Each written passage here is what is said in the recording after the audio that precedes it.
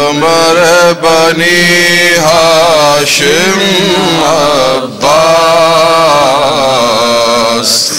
shelter of Zainab Abbas.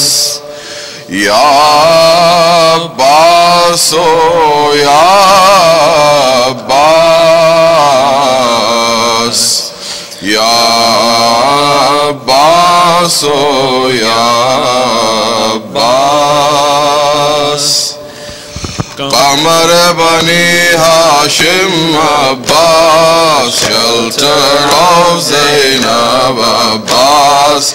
Qamar Bani Hashim Abbas, shelter of Zainab Abbas. Ya Abbas, oh Ya Abbas, Ya Abbas, oh Ya Abbas, Ya Abbas, oh Ya Abbas, Ya Abbas, oh Ya Abbas. Pride of Amir al-Mu'mineen, Lion of al-Banin. Pride of Amir al-Mu'mineen, Lion of al-Banin. Pride of Amir al-Mu'mineen, Lion of al-Banin. Pride of Amir al-Mu'mineen, Lion of al-Banin. Lion of al-Banin. Who can be brave as you, Mawla? Who can be brave as you, Mawla? Who can your loyalty surpass? Who can be brave as you, Mawla? Who can your loyalty surpass? Ya Abbas, oh Ya Abbas, Ya Abbas, oh Ya Abbas, Ya Abbas, oh Ya Abbas, Ya Abbas, oh Ya Abbas. You are the Ghazi of Al-Qamar, the ultimate Sultan of Wafa. You are the Ghazi of Al-Qamar, the ultimate Sultan of Wafa. You are the Ghazi of Al-Qamar, the ultimate Sultan of Wafa. You are the Ghazi of Al-Qamar, the ultimate Sultan of Wafa. The ultimate Sultan of Wafa. You are the Qamar Bani Hashim.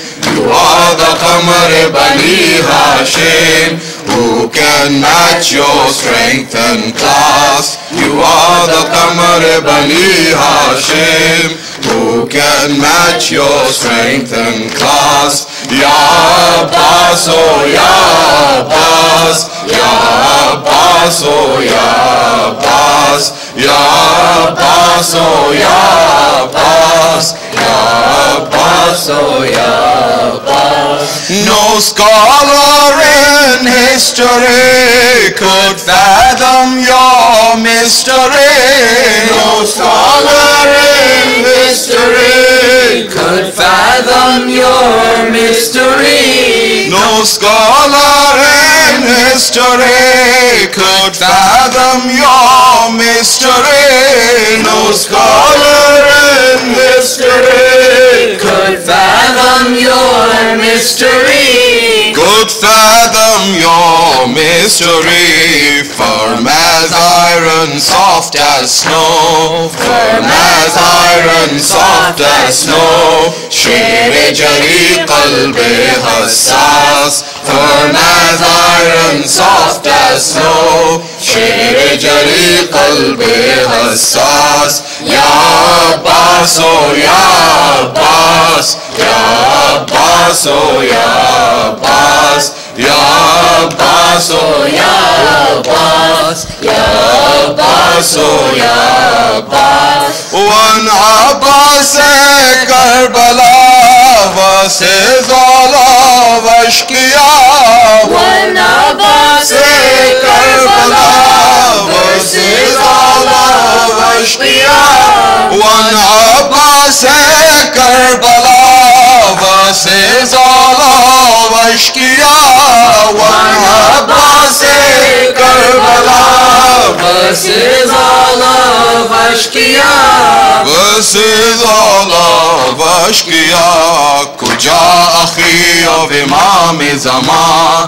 Kuja akhi of Imam Zaman. Kuja the shar of jinn wan nas. Kuja akhi of Imam Zaman. Kuja the shar of jinn wan nas. Ya Abbas, oh Ya Abbas, Ya Abbas, oh Ya Abbas, Ya Abbas, oh Ya Abbas, Ya Abbas, oh Ya Abbas. Said Abbas unto Hussein, with you Mawla till the end. Said Abbas unto Hussein, With you Mawla till the end. said Abbas unto Hussein, with you Mawla till the end. Said Abbas unto Hussein, With you Mawla till the end. with you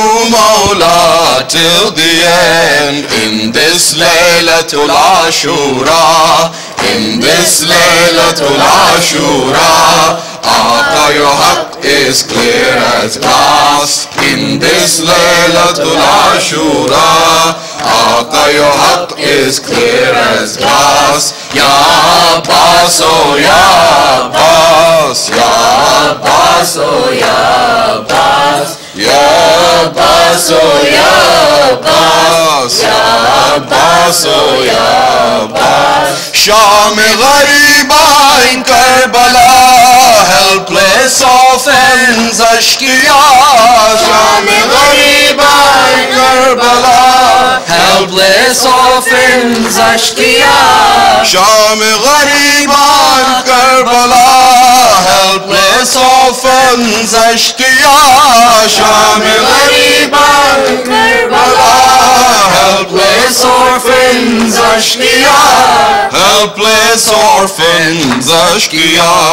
Where are you, Ammu Ghazi? Where are you, Ammu Ghazi? Cry Sakina, hai pyas. Where are you, Ammu Ghazi? Cry Sakina, hai pyas. Where are you, Ammu Ghazi? Cry Sakina, hai pyas. Where are you, Ammu Ghazi? Cry Sakina, hai pyas. Ya Abbas, oh Ya Abbas, Ya Abbas, oh Ya Abbas, Ya Abbas, oh Ya Abbas, Ya Abbas, oh Ya Abbas. Qamar Bani Hashim Abbas, shelter of Zainab Abbas. Ya Abbas, oh Ya Abbas, Ya Abbas, oh Ya Abbas. Ya Hussein, Hussein, Hussein, Hussein, Hussein, Hussein, Hussein, Hussein, Hussein, Hussein, Hussein, Hussein, Hussein, Hussein, Hussein, Hussein, Hussein, Hussein, Hussein, Allahumma